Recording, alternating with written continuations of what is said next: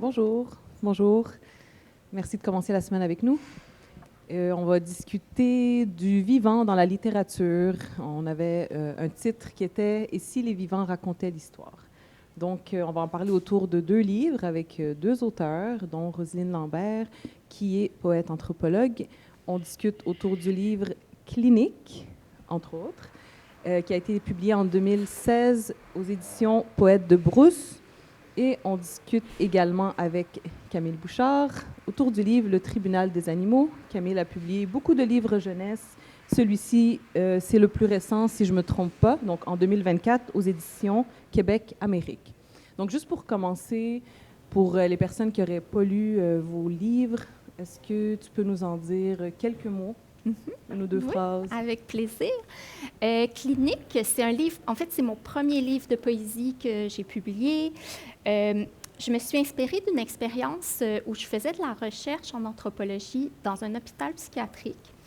Et durant 3 ans, j'ai analysé des récits de personnes qui avaient des troubles de santé mentale, mais assez graves là, pour être hospitalisées. Et je travaillais dans un lieu, en fait, à l'intérieur de cet hôpital-là, qui m'a beaucoup impressionnée. Il y avait quelque chose dans cet hôpital qui, vraiment, au niveau de l'atmosphère, qui venait m'atteindre. Et puis, il y avait quelque chose au niveau sensoriel dans cet hôpital-là.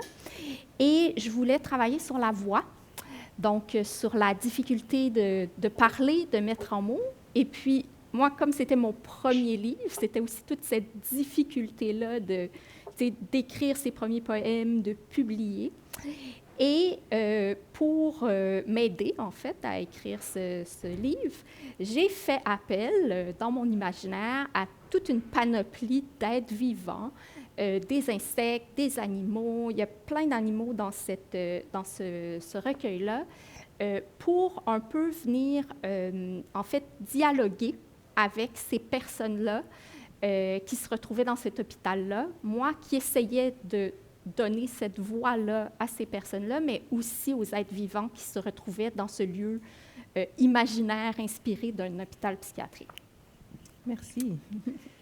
Camille, est-ce que tu pourrais aussi nous dire quelques mots sur le tribunal des animaux? Oui, bien sûr. C'est un roman que j'ai écrit à un moment donné, après avoir pris conscience de certains abus qu'il y avait dans certaines usines d'abattage, encore au Québec, encore de nos jours. Et j'avais envie d'en parler un peu à nos lecteurs adolescents. Mais adolescents, jeunes adultes, hein, c'est pas un livre bébé, là. Et la manière dont j'ai voulu aborder le sujet, c'est que j'ai utilisé des personnages, mais j'ai essayé de transposer un peu comme si c'était des humains. Pour illustrer ce que je suis en train de vous dire, par exemple, je vais juste vous citer tout le début du roman. Ça va un petit peu une partie du début du roman, pas tout le début, pour vous donner une idée de quelle façon j'ai procédé. Alors, au début, c'est deux personnages qui parlent ensemble. C'est un dialogue. Et la première phrase du premier dialogue est quand même assez punchée. C'est d'abord, ils m'ont violé. Ça commence comme ça. Et bon, là, il y a différentes, des petites narrations pour dire que c'est l'automne et tout, une petite description des yeux des personnages qui parlent. Et le premier personnage dit, j'ai eu un fils, hein, beau comme c'est pas possible. Bon, c'est toujours beau un enfant, surtout le nôtre en propre. Et au début, ils l'ont laissé avec moi. Je l'ai nourri, je l'ai soigné, je l'ai aimé, enfin, ce que font les mères. Et j'étais folle de lui, évidemment. Et puis un matin, sans prévenir, ils me l'ont enlevé. Là, ça ressemble un peu à la servante écarlate, là, mais ça n'a pas du tout rapport parce qu'on découvre au chapitre suivant que finalement, c'est une vache laitière qui parle. Et c'est ce que j'ai essayé de faire. J'ai essayé de transposer chez les animaux, parce que c'est des animaux qu'on retrouve tout le long. Il n'y a pratiquement pas d'humains dans mon roman. C'est juste des animaux qui discutent entre eux et qui, bon, ils vivent une aventure parce qu'ils essaient il y a un personnage de poule qui, à un moment donné, fait une enquête pour voir comment ça se passe chez chez les autres animaux, les animaux dans des grandes fermes industrielles, comment ils vivent? Parce que elle, la poule, elle a la chance de vivre dans un poulailler, une fermette où c'est bio. Donc, les animaux sont bien traités, ils sont en liberté, ils vont dans la cour et tout. Et elle découvre que finalement, ses sœurs à elle n'ont pas eu la même chance qu'elle, puis se sont retrouvées dans une ferme biologique, pas biologique, pardon, une ferme industrielle. Et dans cette ferme, bien, après 1 an et demi, ben, les poules, ils vont à l'abattoir. Et c'est cet aspect-là de nos relations avec l'animal, moi, qui est venu me chercher, dont j'avais envie de parler à mes lecteurs, c'est que il y a il y a une façon d'abattre les animaux pour s'en nourrir. On n'a pas le choix. Bon, on est des carnivores. C'est pas un livre qui dénonce la- la- la- notre alimentation. C'est vraiment un livre qui va parler de notre relation avec l'animal. Je ne sais pas de faire de mes lecteurs des végétariens. Moi-même, je ne suis pas un végétarien. Par contre, il faut être conscient de la façon dont certains animaux sont traités, notamment, comme je disais tout à l'heure, notamment dans les usines d'abattage. Et encore, il n'y a pas longtemps, là, la semaine dernière, j'étais sur la 20, je conduisais sur la 20, je me suis fait dépasser par un camion. Je ne sais pas à quelle vitesse il roulait. Et il y avait sa remorque, sa semi-remorque qui tirait. C'était des poules qui amenaient à l'abattage. Et il n'y avait rien pour fermer la boîte derrière. C'était des cages ouvertes et on voyait tous les animaux. Je suppose qu'ils roulaient à 110, 120 et tous les animaux étaient comme ça à l'air. C'est des animaux qui avaient passé leur existence. C'est des poules normalement à 72 semaines. C'est l'âge à laquelle on va les abattre. Donc, ça veut dire que ces animaux-là, pour la première fois de leur vie, depuis 1 an et demi, ils se retrouvaient dehors dans un univers complètement différent. Et là, il se retrouvait sur un camion qui roule à une vitesse folle. Il recevait toute l'air dans le visage. Et là, j'imaginais la panique de ces animaux-là où on les amenait où ils s'en allaient à l'abattoir. Et bon, là, j'ai aucune idée de quelle façon ça s'est passé à l'abattoir, mais ça, c'était le genre, justement, de traitement entre la ferme et l'usine d'abattage qu'on a dénoncé il y a des années, qui ne devraient plus se produire et qui se produisent encore aujourd'hui. C'est de voir de quelle façon les animaux étaient entassés dans des cages, et je voyais que c'est des cages j'en parle dans le roman d'ailleurs de ces cages-là, c'est des cages excessivement petites, où ceux qui les manipulent, ils travaillent très, très vite. Ça se fait la nuit, ça. On fait ça pendant la nuit. On prend les animaux, on les met dans des cages et on se dépêche, on referme les cages. Et très souvent, ce qui arrive, c'est qu'on va accrocher une patte, on va leur casser les pattes, on va les étrangler parce que tout se fait très, très rapidement. Et il y a des poules qui arrivent déjà estropiées à l'usine d'abattage. Et bon, tout ça pour vous dire que c'est le type de situation que je dénonce dans le roman. Et ma manière à moi, pour sensibiliser davantage mon lecteur, je voulais qu'il se sente interpellé par les personnages. Et c'est pourquoi j'ai fait je les ai rendus un peu humains. Ça a été très anthropomorphique un peu mon approche. Et j'avais peur d'être Walt Disney. Quand j'ai présenté le manuscrit à mon éditeur, j'ai dit à mon éditrice, j'ai dit là, je ne sais pas trop, ça fait trop Walt Disney, mais j'ai dit, tu me reviendras avec l'impression du comité de lecture. Et le comité de lecture est arrivé bouleversé finalement, donc j'étais très loin de Walt Disney, j'étais bien content, mais en même temps, il a fallu beaucoup argumenter pour dire on présente ça à des jeunes, parce que c'est un roman parmi les plus durs que j'ai écrit dans ma vie. Au niveau de la recherche, j'ai trouvé ça très pénible, et au niveau aussi de ce que j'offre comme expérience de lecture à mes jeunes lecteurs. Merci beaucoup. J'ai parlé beaucoup, hein, juste pour prendre 5 minutes, là, comparé à Roselyne, il me semble que j'ai parlé beaucoup. C'est parfait, je confirme que c'est pas Walt Disney, ça m'a fait pleurer, ça m'a fait rire, c'était vraiment comme formidable comme lecture. Mais justement, on va creuser un petit peu la question de l'animalité. Je vais commencer par toi, Roselyne. Souvent, quand on parle des animaux, on est un peu dans cette posture du sauveur, de la sauveuse. On veut leur donner une voix. Mais si on inverse un peu cette posture-là, puis qu'on se demande, tu sais, quand on convoque les animaux dans la littérature, que ce soit par l'anthropomorphisme, comme Camille l'a mentionné, que ce soit par les métaphores, les images, les récits, mais qu'est-ce que ça nous apprend sur nous, humains? Qu'est-ce que les animaux, l'animalité peut nous dire à notre sujet? Absolument. Bien, c'est une très grande question. Pour moi, en fait, ce que je réalise, c'est que plus je travaille avec cette thématique-là, le plus je développe des poèmes autour de, disons, ce que l'animal pourrait avoir comme perspective, le plus, moi, ça me décentre de ma position dominante dans l'écosystème. Là, les humains, on est dominants dans l'écosystème. Puis l'idée, c'est est-ce qu'on est capable de se décentrer? Donc, c'est-à-dire de voir ces autres êtres vivants-là sur un plan plus horizontal que vertical, qu'on est au-dessus d'eux et qu'on les domine. Donc, si on veut pouvoir faire, puis je pense que globalement, on a besoin de faire ce décentrement-là face à la crise climatique qu'on vit. Donc, pour moi, d'essayer de me mettre, par exemple, dans la peau d'un autre animal, bien, ça m'aide à comprendre ma propre relation au vivant. Donc, puis pour moi, disons, le plus grand enseignement, je pense, qu'on peut apprendre des animaux, c'est cette connexion avec la nature dans laquelle nous, dans notre monde, on vit dans un monde où on peut être complètement déconnecté du milieu naturel, alors que la plupart des animaux, bon, peut-être pas les animaux d'élevage qui, contre leur gré, ne sont pas, comme Camille vient juste d'en parler, n'ont pas le pouvoir sur leur propre vie. Mais nous, on se déconnecte du milieu naturel, et puis si on essaie d'aller retrouver ces perspectives-là animales, bien, ça permet justement de se reconnecter avec la nature, mais aussi de retrouver, comme tu le nommes, l'animalité peut-être en nous, et puis quelque chose qui est peut-être plus pulsionnel ou plus disons, naturel avec le vivant. Donc, je dirais ça. Merci, merci. Camille, qu'est-ce que notre animalité nous apprend sur nous? Qu'est-ce que les animaux nous apprennent sur nous? D'abord, qu'on est très centré sur nous, puis j'appuie ce que Roselyne vient de dire, j'appuie tellement à 100%. Et on s'imagine d'ailleurs les humains être au sommet de la chaîne évolutive parce qu'on a la science, on a notre cerveau qui s'est développé au cours de l'évolution.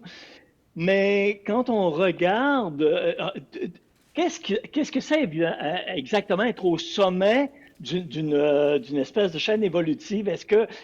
D'abord, est-ce qu'il y a ça, une chaîne évolutive, ou s'il y a simplement différents niveaux, différentes branches du même arbre, où il n'y en a aucune branche est supérieure à l'autre? Parce que si on disait l'humain est vraiment au sommet de toutes de tous les animaux, il faudrait se poser la question pourquoi. Parce que si on parle au niveau de la survie, par exemple, on est très loin de certaines bactéries ou certains types d'êtres vivants qui existent. Prenons juste le requin, peut-être, un animal qui est peut-être plus proche de nous encore, qui vit depuis des millions et des millions d'années, alors que les hominidés sont venus très longtemps après cette branche de l'évolution. Donc, on n'est pas, à ce niveau-là, on est loin d'être au sommet de la chaîne de l'évolution. Alors, voilà, donc, il faut, si on remet tout ça en perspective, on peut se dire quelque part que non, on n'est pas nécessairement, nous les humains, au sommet. Et c'est pareil, par exemple, pour la culture.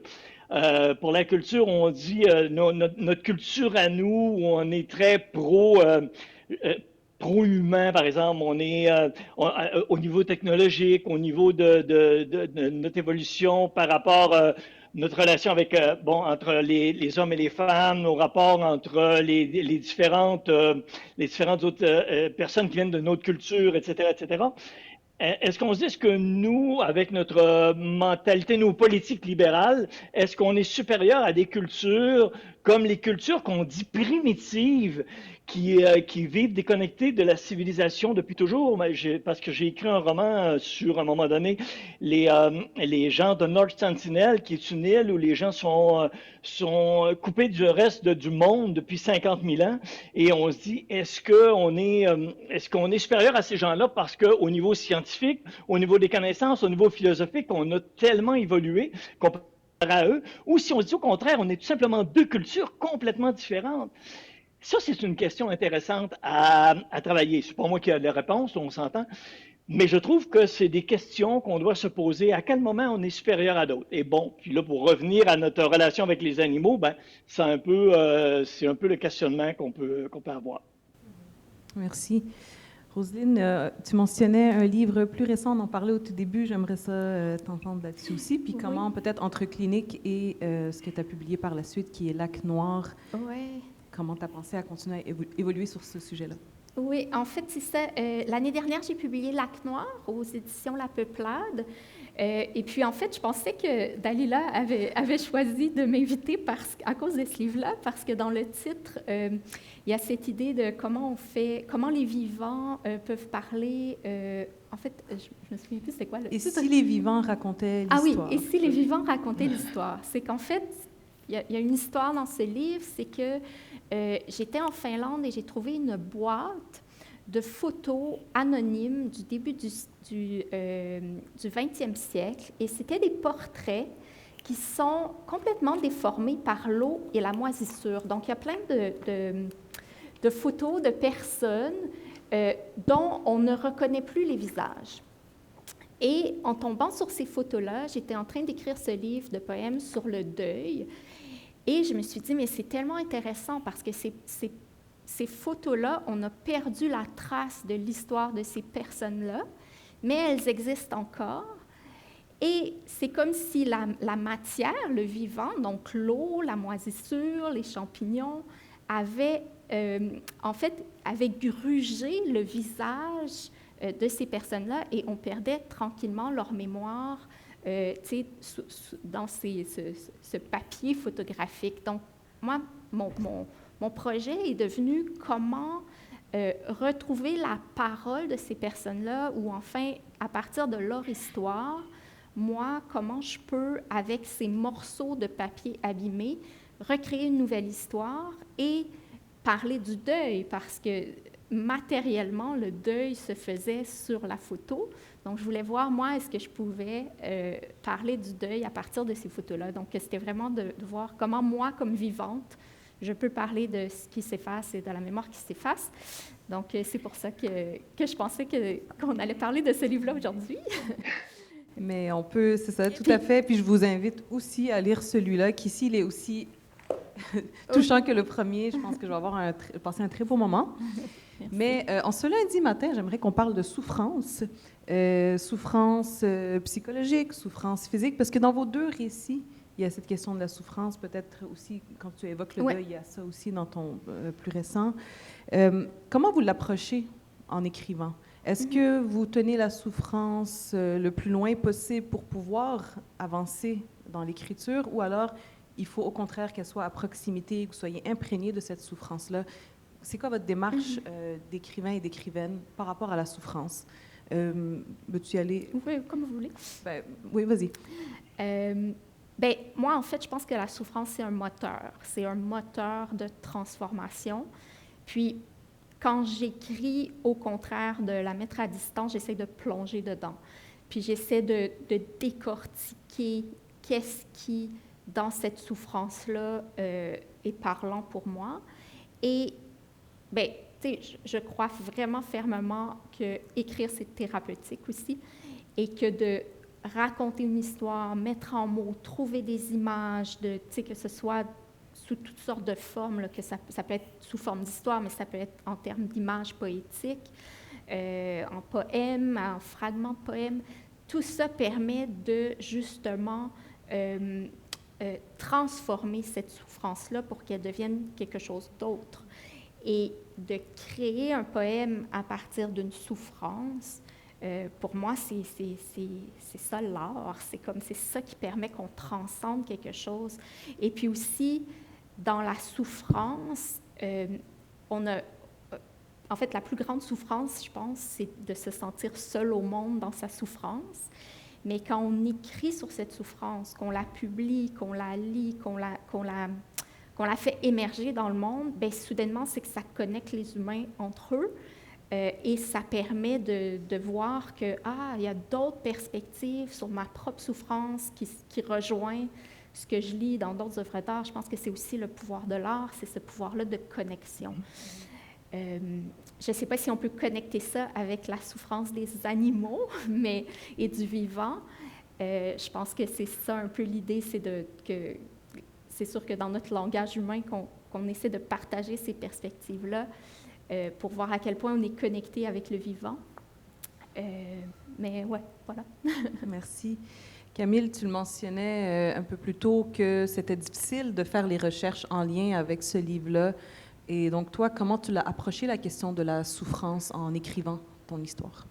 Bon, disons, je suis habitué de travailler sur la souffrance parce qu'en général, comme dit Roselyne, hein, la souffrance, c'est un peu le moteur de départ d'une idée, de l'envie d'écrire. Je ne voudrais pas parler au nom de tous les écrivains du monde, mais je ne crois pas me tromper beaucoup si je dis que 90 à 95% des écrivains vont écrire à partir d'une souffrance, d'un problème ou de quelque chose qui les touche négativement et non pas positivement. C'est rare qu'on écrive sur notre propre bonheur. À un moment donné, quelque part, on a besoin de ressentir une douleur ou un besoin d'écrire qui vient rarement du bien-être. En général, ça vient d'un mal-être. Et bon, j'ai abordé le tribunal des animaux un peu de la même façon que j'ai abordé tous les autres romans que j'ai écrits précédemment.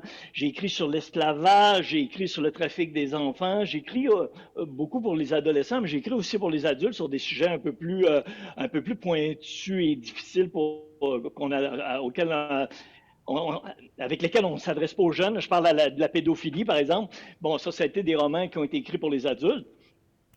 Mais tous ces romans-là partaient au départ d'une révolte personnelle ou d'un mal-être que je ressentais par rapport au sujet et j'avais envie de le partager.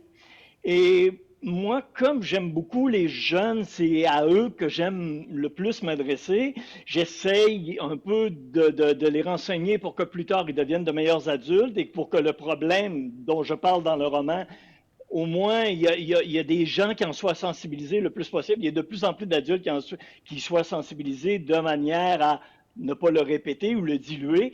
Donc, j'avais déjà travaillé sur le sujet dont je vous ai parlé tout à l'heure. Et quand j'ai été touché par le sort des animaux, moi ici, là, je vous parle non pas de Montréal, hein, je suis dans ma petite ferme du centre du Québec. Alors, j'ai un élevage de poules. Alors, je suis très bien entouré d'animaux. Et je suis plus proche peut-être des animaux maintenant que je l'étais à une époque. J'étais plutôt un voyageur où je parcourais le monde. Là.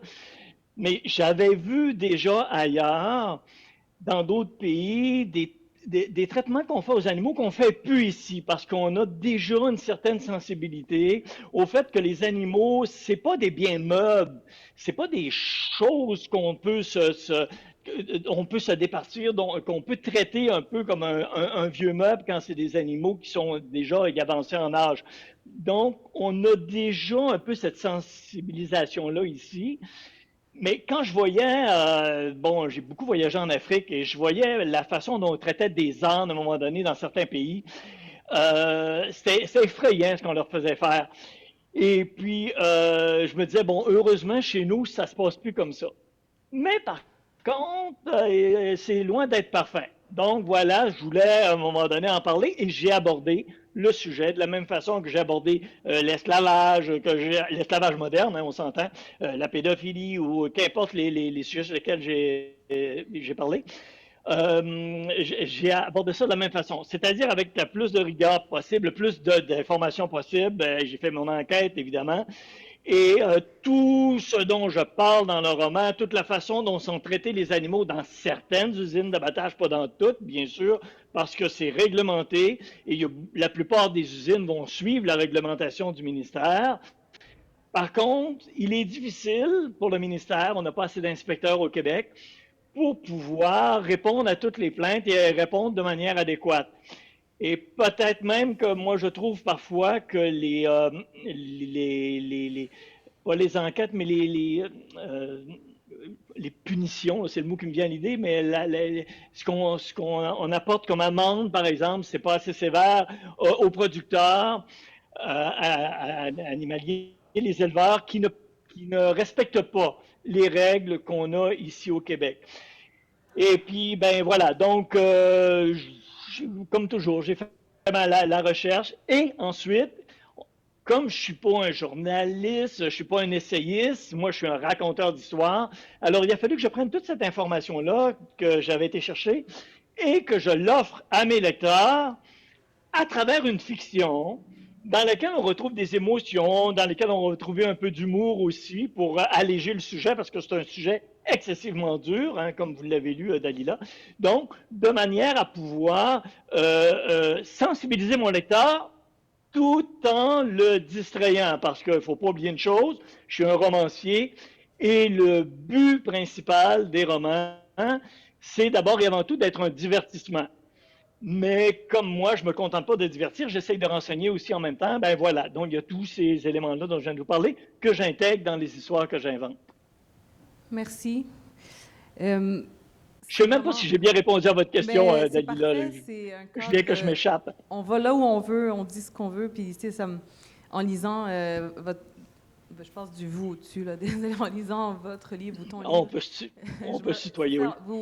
Tu contribues vraiment à briser le quatrième mur, en quelque sorte, parce que, tu sais, les usines d'abattage sont tellement barricadées, sont tellement surfermées, opaques, puis quand on relate les récits de ce qui se passe à l'intérieur, mais ça surprend beaucoup de monde. Ah, c'est vraiment comme ça que ça se passe. C'est comme ça, oui, tout à fait. C'est pas bien qu'on le cache, en fait. Ça veut dire que le petit poulet, quand on rentre à l'épicerie, le petit poulet là, qui est déjà tout cuit là, sur son barbecue, il est tout chaud, puis il sent bon. On ne s'imagine pas ce que cette bête-là a pu souffrir quelque part à un moment donné. Et c'est ça que j'essaye c'est ça que j'essaye de sensibiliser mes lecteurs, mais je veux pas qu'ils deviennent végétariens. Moi-même, le premier, je suis pas végétarien. J'ai mes poules puis je mange du poulet. On s'entend, ça n'a pas rapport. Par contre, moi, mon élevage de poules, quand vient le moment de les tuer, ils souffrent pas. Et le stress d'avant la mort, ça dure quelques secondes seulement. Ça se fait le plus rapidement possible pour pas que mes animaux aient à souffrir. Et c'est comme ça que je vois notre relation de carnivore envers les animaux qu'on va consommer. Moi, je viens de la Côte-Nord et je suis un ancien chasseur. Hein. On vient au monde, on tient une carabine avant de savoir faire de la bicyclette par chez nous. Là. Et quand je suis plus chasseur aujourd'hui, mais je l'ai longtemps été. Et sur la Côte-Nord, on côtoie les Inuits, hein, notre nation autochtone de la Côte-Nord.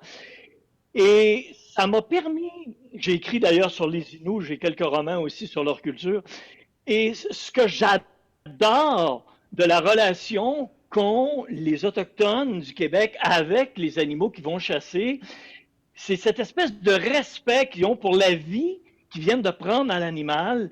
Et très souvent, ils vont, je ne sais pas jusqu'à quel point ils le font toujours aujourd'hui, mais c'est quand on me racontait qu'on allait remercier l'animal, au lieu de prier merci mon Dieu de ce repas que nous allons prendre, ils remerciaient l'animal d'avoir offert leur vie pour que nous, les consommateurs, on puisse poursuivre la nôtre.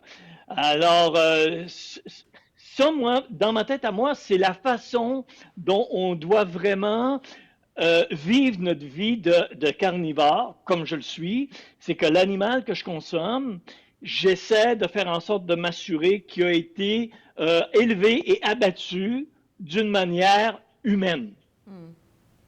Merci. Parlons maintenant enfermement. Roselyne, je reviens à toi.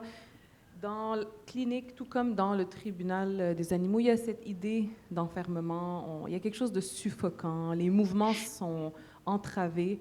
Et ça me fait penser aussi à un enfermement de l'esprit. Puis je ne pense pas me tromper en disant que vous deux, vous espérez un monde plus juste, un monde où il y a plus de connexion, plus de liberté, plus de bienveillance. Mais on a de la difficulté peut-être à imaginer un tel monde parce que notre imagination est entravée, barricadée de tant de façons. Comment vos écrits contribuent à décloisonner la pensée? Comment vous contribuez à élargir un petit peu, nous sortir des carcans?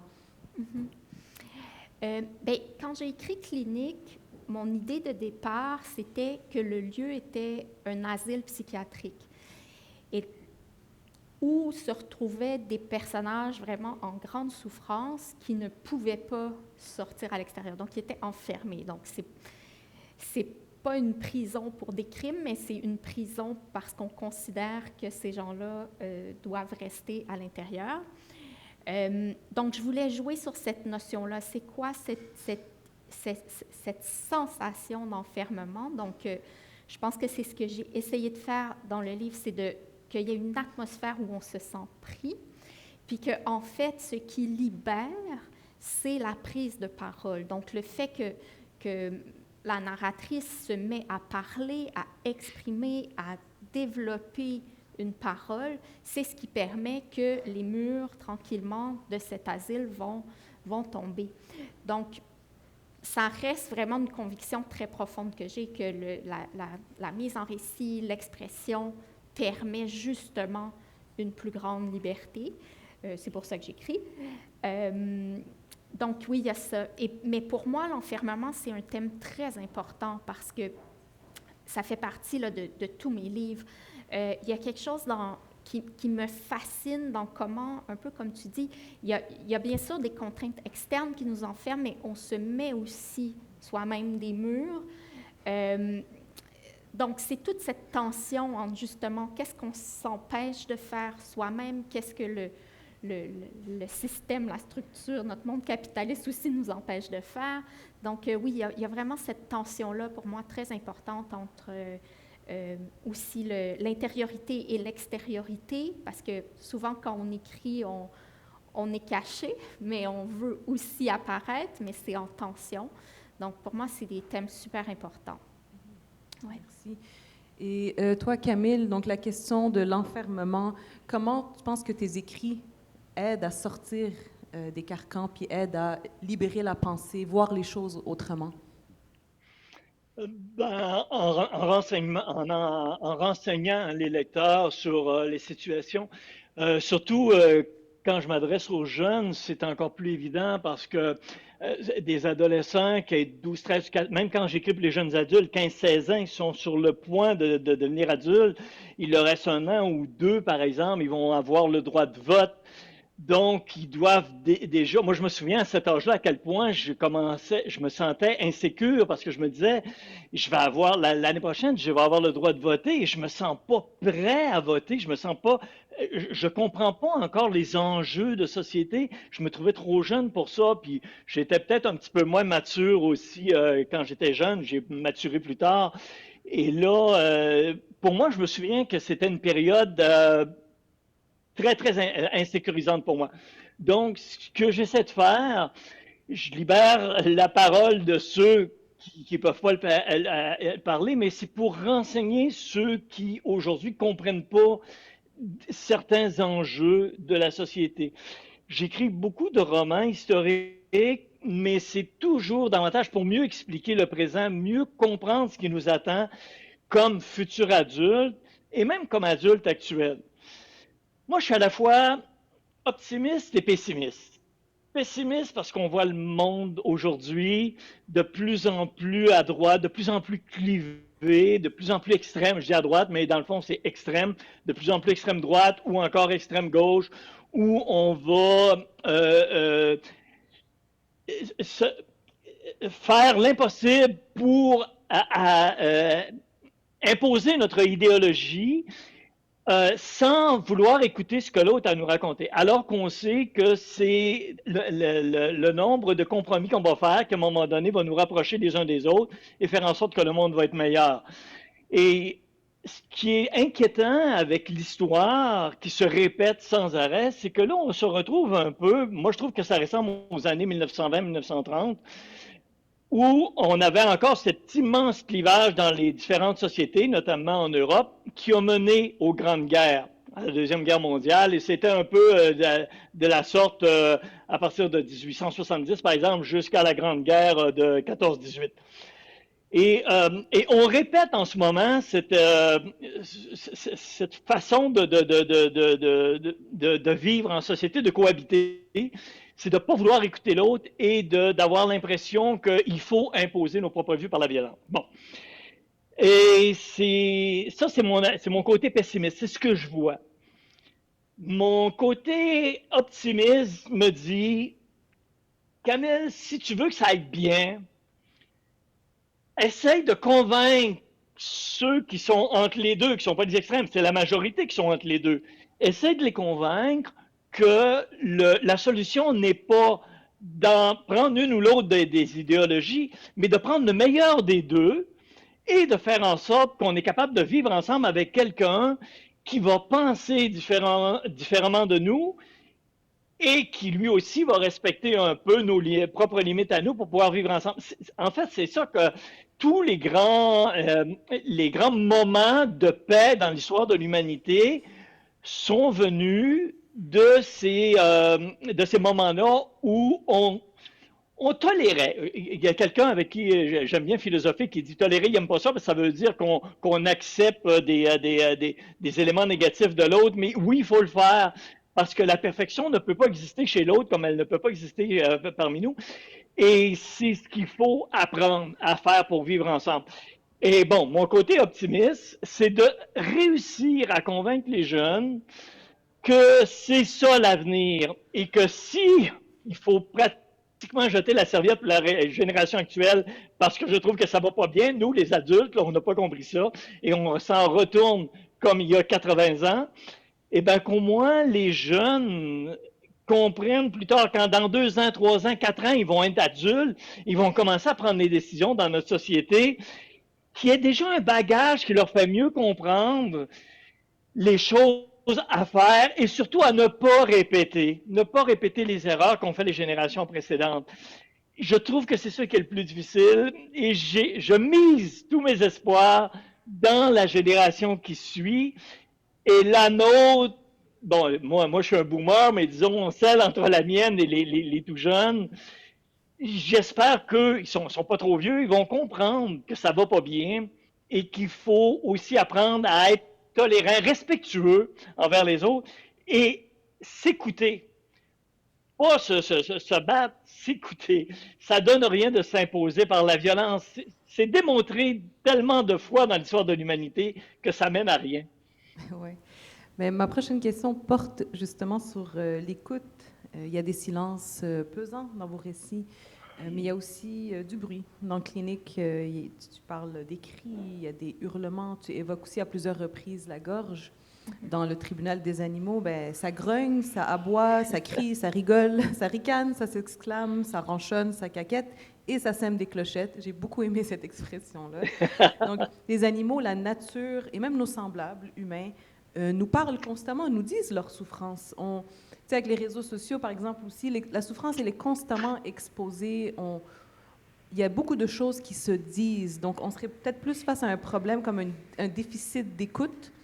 Et je veux savoir comment vos écrits, comment vos histoires, que ce soit les vôtres ou celles que vous relatez, la parole, quand vous donnez la parole à des animaux, aux vivants, par exemple, ou alors aux personnes qui ne sont plus là, comme sur les photographies que tu mentionnais, comment ça contribue à nous faire mieux écouter le monde, à prêter plus attention à la souffrance des autres, à leur mal-être?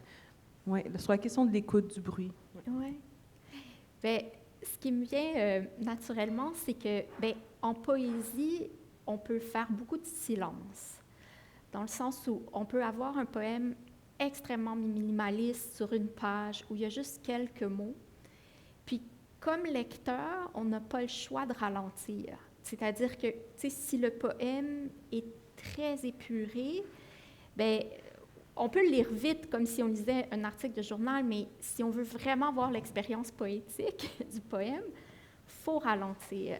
Et il y a des poètes extraordinaires qui sont capables de mettre énormément de silence dans leurs poèmes. Puis moi, j'ai beaucoup d'admiration pour ça. J'ai beaucoup d'admiration pour les gens qui sont capables d'écrire en peu de mots quelque chose qui a une telle portée. Et puis, effectivement, on vit dans énormément de bruit et dans énormément de mots à chaque jour. Tu sais, le fait que sur nos téléphones, on est comme complètement envahi de textes. Comment faire pour écrire et être entendu, donc être lu avec attention? Moi, je pense qu'il faut repenser nos manières d'écrire, il faut trouver des formes littéraires qui fonctionnent puis qui nous permettent justement cette attention-là au bruit, aussi à des visions, des formes, des expériences qui ne sont pas faciles à exprimer, donc qui ont une complexité, qui ont une diversité aussi de perspectives. Donc, c'est ce qui me viendrait sur ça. Puis est-ce que donc tu essaies de susciter l'empathie? Non, je ne pense pas que j'essaie de susciter l'empathie, mais je crois que certains de mes poèmes peuvent faire résonner chez certaines personnes disons, des expériences correspondances qui vont avoir une émotion. Mais moi, je n'aime pas du tout les formes littéraires séductrices qui vont essayer de me faire ressentir certaines émotions. Je ne veux pas jouer avec les émotions des gens, mais c'est clair que il y a des émotions qui émergent dans ce que j'écris, puis je me dis peut-être le lecteur va ressentir la même chose, mais on peut pas présumer qu'on sait comment l'œuvre est reçue, là. Donc, ça peut être reçu de plein de façons. Mais je voudrais que quand on me lit, on porte attention à les voix que j'essaie de faire émerger, à ces voix des animaux que je convoque. Bien sûr, c'est ce que je voudrais, mais je ne sais pas comment c'est reçu, mais j'espère que ça peut résonner, en fait. Ouais. Ce serait ça mon intention. Ouais. C'est un beau risque en littérature, ouais, parce qu'effectivement, quand on essaie d'enfoncer quelque chose dans la gorge du lecteur, de la morale, ou alors, effectivement, des fois, ça donne l'effet inverse. Bien sûr, bien sûr. Ouais. Ouais. Camille, de ton côté, comment tes histoires, tes écrits permettent de mieux écouter dans un monde où le bruit est omniprésent et assourdissant? Dans mon cas, j'essaye encore de faire plus de bruit. Mais disons, j'ai une approche très différente de celle de Roselyne. Moi, c'est vraiment le contraire. J'essaye de susciter l'empathie, j'essaye de provoquer le plus d'émotions possible chez mon lecteur, parce que ce que j'ai découvert à faire du roman historique, par exemple, c'est que quand on veut passer un message, il faut que l'émotion soit liée au message, parce qu'on retient davantage l'information quand il y a une émotion qui est liée avec. Et c'est pourquoi, par exemple, on a un traumatisme, on est jeune, il est arrivé quelque chose finalement de bénin, mais il y a une émotion forte qui est liée. On va se rappeler de cet élément-là, de cet événement-là, à cause de l'émotion qui y est liée. Et par exemple, quand on fait du roman historique, dans mon cas, où si je me contentais d'écrire des essais, je pourrais lire, moi, des essais comme lecteur, là, je pourrais lire plusieurs essais et ça m'en prendrait plusieurs sur le même sujet pour que je réussisse à me souvenir, par exemple, de toute la chronologie des noms des différents rois, des différentes personnalités qui ont joué un rôle dans la politique disons, par exemple, 3-4 siècles, hein, des personnages qui sont disparus depuis longtemps. Mais quand je lisais, par exemple, Victor Hugo ou Alexandre Dumas, encore mieux, je lisais Alexandre Dumas et tout le 17e, tout ce que je connais du 17e siècle, je m'en souviens à cause des émotions que suscitaient chez moi les récits d'Alexandre Dumas. Et c'est beaucoup plus facile pour moi de me rappeler de la succession du nom des différents rois de France de l'époque. D'avoir lu Alexandre Dumas plutôt qu'avoir lu Schönblag, M. Denis Vaugeois. J'avais discuté de la chose avec M. Vaugeois à un moment donné, puis on avait rigolé un peu. Et en tant qu'écrivain, romancier de romans historiques, j'utilise beaucoup cet élément-là. C'est un bel outil, l'émotion, pour donner l'information qu'il faut à mes lecteurs. Par exemple, j'ai voulu raconter à un moment donné à quel point l'établissement des premières colonies françaises en Amérique, c'était loin d'être une utopie. C'était excessivement dur. Il y avait beaucoup d'abus. Il y avait les principaux, je pense à un de mes romans qui s'appelle Le rôle des cochons, qui est un roman qui raconte la tentative d'établissement des premières colonies en Louisiane par Cavelier de La Salle. Et puis, M. Lassalle, il s'est trompé à un moment donné. Il a voulu aller retrouver la Louisiane par la mer des Caraïbes à travers le territoire qui était espagnol. Il s'est retrouvé au Texas, problème de navigation, là. Il s'est retrouvé au Texas et puis il a établi des forts à des endroits qui n'avaient pas d'allure à la recherche du Mississippi qu'il n'a finalement jamais retrouvé. Et c'était tous les colons français qui l'ont suivi dans l'espoir d'avoir une meilleure vie en Nouvelle-France, ils ont vécu l'enfer. Et si on lit les documents historiques qui se rapportent à cet événement-là, on retient certains éléments, mais pas tous. Mais si on lit le roman Le rôle des cochons de Camille Bouchard, non seulement on apprend sur les événements, les mêmes événements que j'ai repris des documents historiques que j'ai lus, mais en plus, j'amène des pistes de solutions sur des trous noirs, des éléments qu'on ne sait pas ce qui s'est vraiment passé entre deux événements. Pourquoi on est parti de ce point-là, le point A, on s'est retrouvé au point B, et il n'y a pas vraiment de lien. On peut soupçonner qu'il est arrivé telle chose.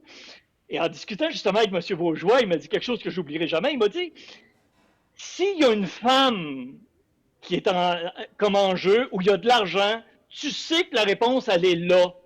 Mais nous, les historiens, on ne peut pas l'affirmer si on n'a pas un document quelque part, un témoignage qui nous le confirme.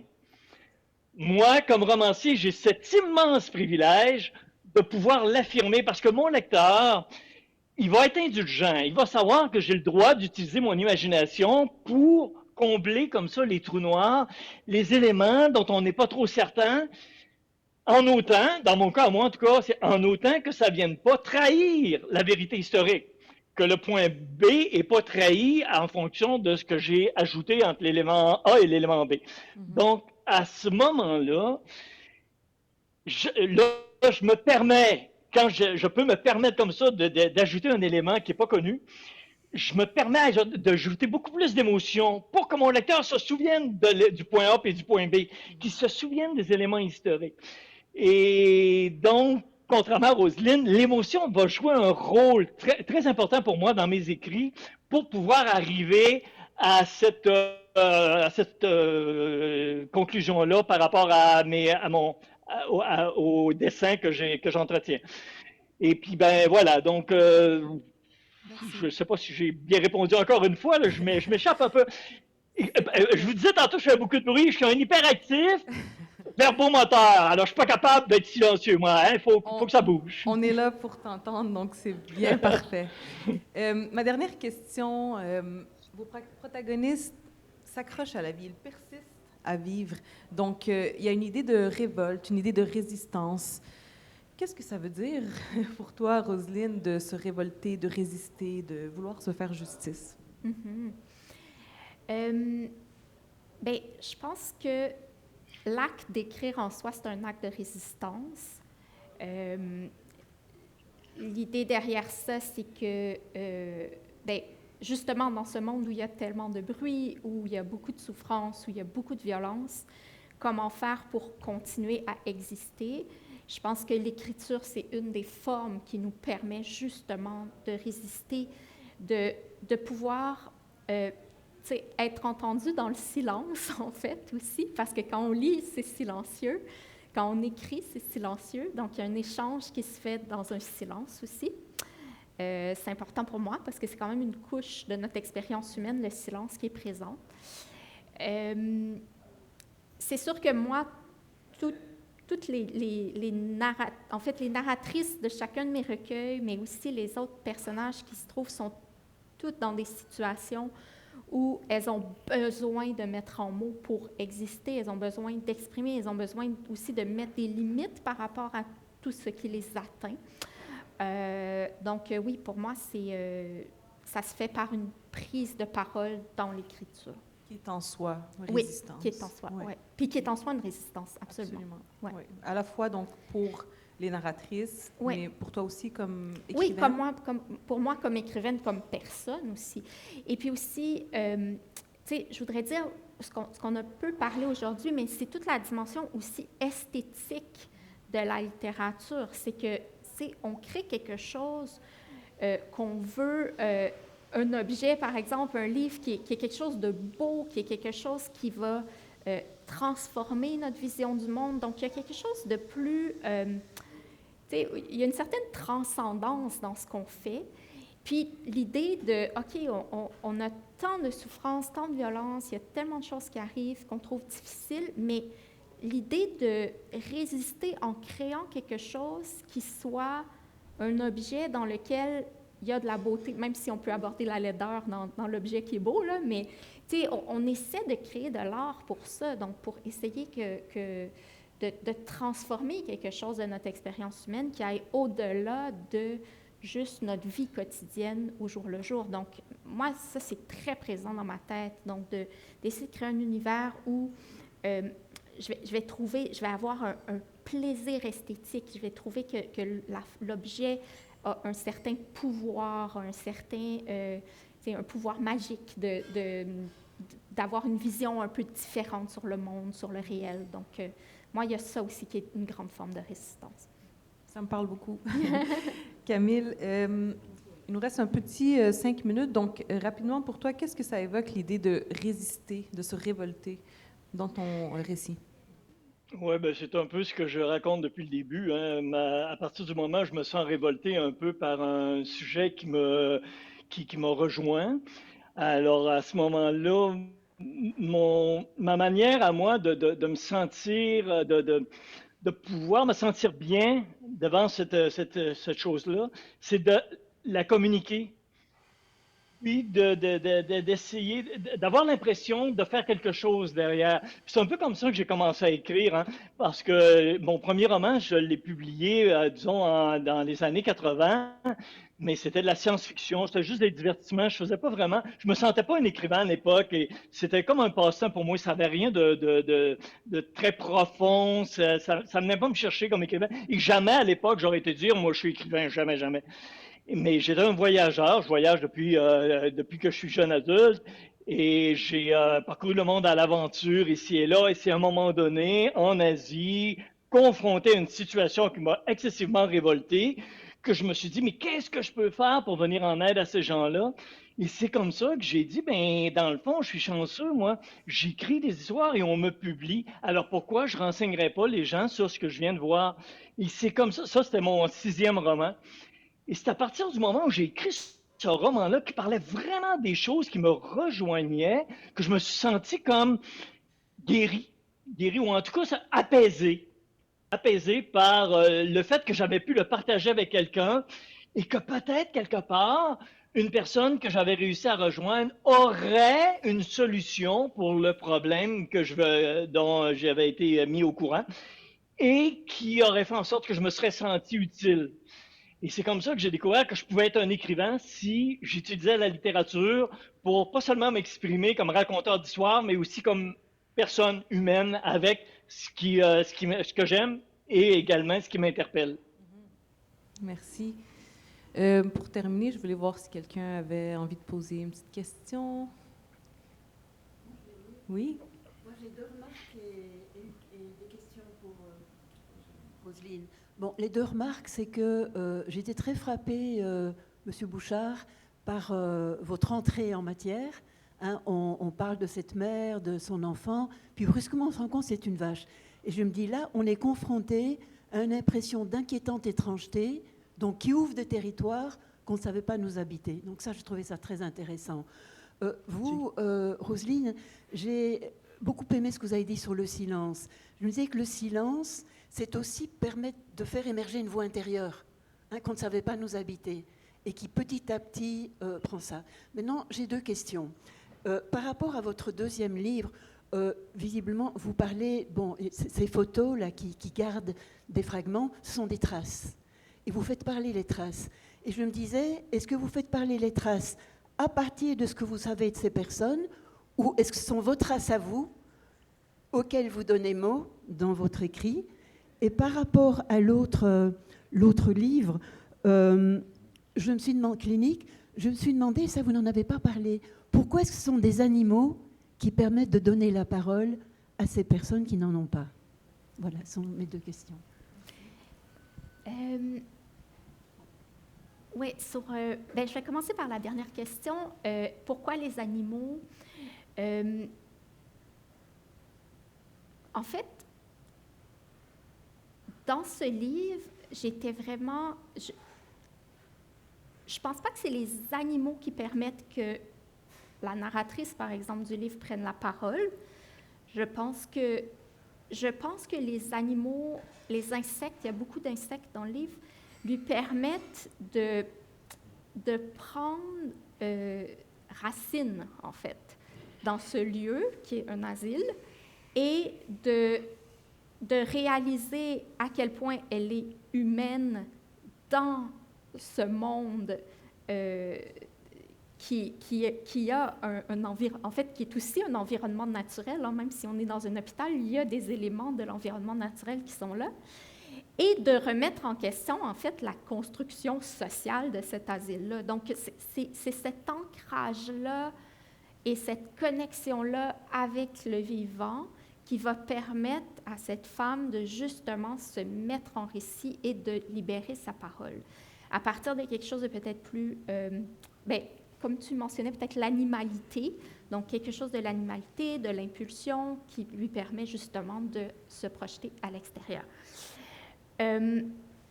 Pour ce qui est des traces, des photos, j'ai eu très, très peu d'éléments sur la vie de ces personnes-là qui se retrouvent dans le livre. Et pourquoi j'ai eu accès aux photos, en fait, c'est qu'elles étaient toutes anonymes.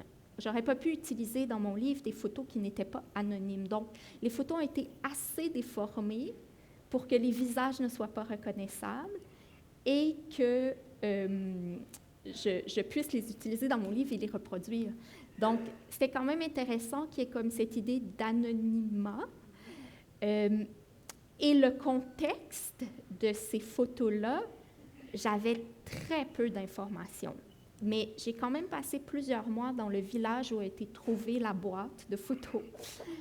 Parce que moi, je voulais créer ma propre connexion avec le lieu. Je voulais créer ma propre connexion avec des gens aussi qui auraient pu descendre de ces familles. Donc, tu sais, voir c'était quoi, eux, leur réalité. C'était dans un milieu rural en Finlande. Qu'est-ce que je pouvais connecter de ma propre histoire à moi, de mes propres deuils, de ma grand-mère, en fait, parce que j'imaginais que ma grand-mère aurait eu le même âge que les personnes sur ces photos-là. Donc, de voir un peu comment je pouvais faire des parallèles entre ma propre histoire et ces photos-là. Et aussi qu'il y a une espèce de lien entre le fait que moi, je suis là en Finlande, je suis une étrangère, je ne parle pas le finnois, et j'arrive avec un bagage culturel qui est complètement différent, mais j'ai entre les mains matériellement des traces du passé de d'autres personnes. Qu'est-ce que moi, je peux en faire? Comment moi, je peux être en connexion avec ça? Ça m'intéressait aussi comme question. Donc, c'est ça que j'ai exploré. Par curiosité, tu les as trouvées. Était où cette boîte-là? C'était dans les archives d'un musée. Okay. En fait, j'étais en résidence dans un musée. Et puis, le directeur m'a dit, est-ce que tu veux voir nos archives? Fait que je suis allée passer comme des journées là, dans les archives, puis je regardais tout ça. Puis, je suis tombée sur cette boîte vraiment de photos désagrégées, mais qui était d'une telle beauté, c'était magnifique. Puis j'étais complètement fascinée parce que, justement, elle s'était dégradée pas par... on n'avait pas forcé la dégradation, elle s'était faite naturellement. Donc, je trouvais ça intéressant, comment ça se désagrège, mais naturellement avec de l'eau, de la moisissure, tout ça. Donc, c'est fascinant. Merci beaucoup, beaucoup pour ça la me fait discussion. plaisir. Merci, Camille. On met fin à ça maintenant, mais si tu veux rester pour qu'on puisse se saluer en bonne et due forme, n'hésite pas. Merci. Merci. Merci.